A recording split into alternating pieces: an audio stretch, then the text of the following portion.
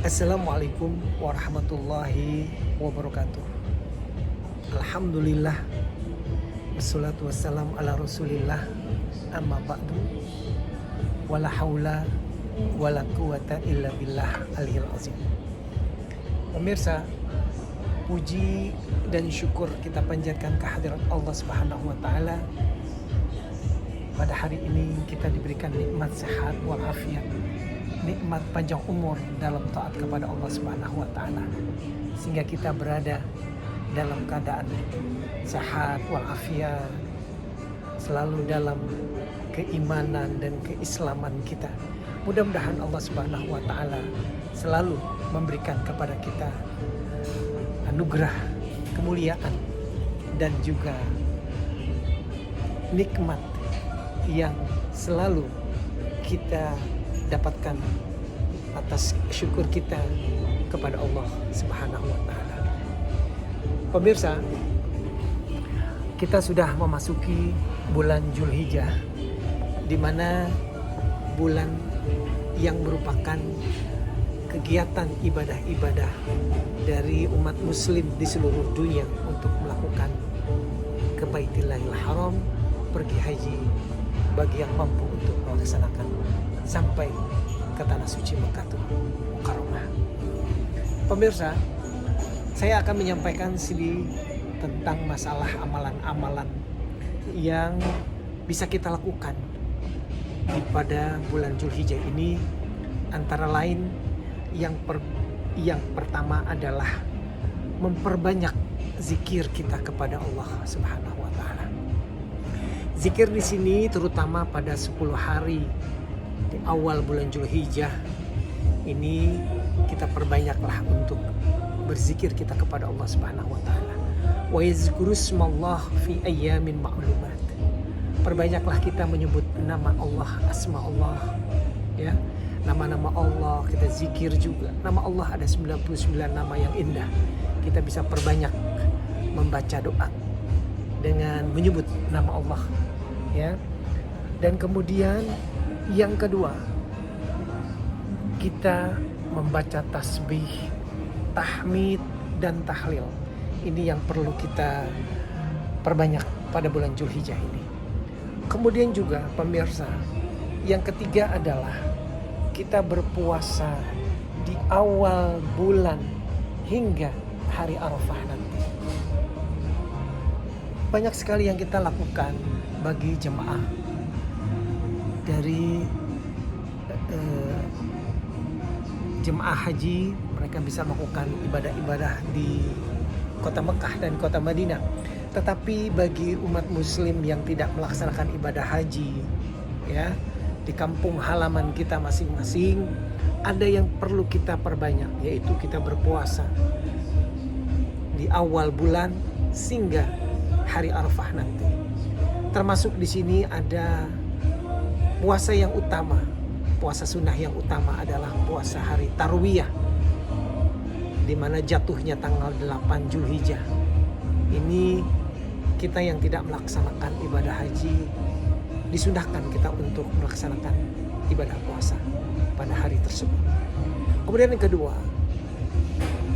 bagi umat muslim yang tidak melaksanakan ibadah haji pula bisa melaksanakan puasa yang istimewa pula, yaitu pada puasa Arafah tanggal 9 Zulhijjah, di mana para jemaah haji yang melaksanakan ibadah haji berkumpul di padang Arafah, beribadah, berdoa di Arafah. Kita yang tidak melakukan ibadah haji di kampung halaman kita melaksanakan puasa hari Arafah. Itulah ada dua yang teristimewa pada bulan Zulhijjah untuk pelaksanaan ibadah puasa itu, tanggal 8 dan tanggal 9 Zulhijjah. Kemudian lanjut pemirsa, ada lagi kita ibadah-ibadah yang sangat diutamakan pada bulan Zulhijjah. Yang keempat adalah menunaikan ibadah haji Baitillahil Haram. Nah, ini di sini adalah bagi yang mampu istita'ah untuk sampai melaksanakan ibadah haji tersebut. Ada dua istita'ah secara fisik kita sehat, ya, mampu kita melaksanakan ritual ibadah haji tersebut, ya. Kemudian istitoah, mampu secara finansial. Jika kita sudah cukup uang bekalnya, sudah cukup untuk melaksanakan ibadah haji, maka wajiblah kita untuk melaksanakan ibadah haji. Jika tidak, Allah akan mengancam dengan azab yang pedih. Kenapa? Karena kita termasuk mampu, tapi kita tidak mau atau enggan atau menghindar kita untuk melaksanakan ibadah haji, maka Allah akan ancam dengan azab yang sangat pedih. Dikatakan dalam firman Allah Subhanahu wa taala dalam Al-Qur'an, walillahi 'alan nasi hajjul baiti man istata'a ilaihi sabila wa man kafara fa innallaha ghaniyun 'anil 'alamin. Jika kita kufur, ogah, Allah itu maha kaya dari seluruh sekalian alam. Allah punya azab yang sangat pedih. Niscaya orang yang sudah golongan mampu istitoah untuk sampai ke sana, tapi dia tidak mau untuk melaksanakan ibadah haji, tidak berikhtiar untuk melaksanakan ibadah haji, tidak berusaha untuk melaksanakan ibadah haji, maka Allah akan ancam dengan azab yang sangat pedih. Na'udzubillah min dzalik.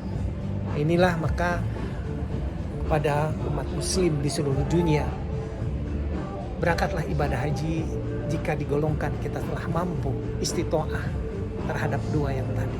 Secara fisik dan secara finansial, keuangan kita cukup, maka sudah cukuplah kita kewajiban untuk melaksanakan ibadah haji. Kemudian pemirsa, yang kelima apalagi ibadah-ibadah dalam bulan suci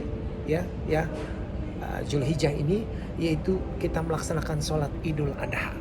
Idul Adha ini kita laksanakan pada pagi hari layaknya seperti Idul Fitri, ya.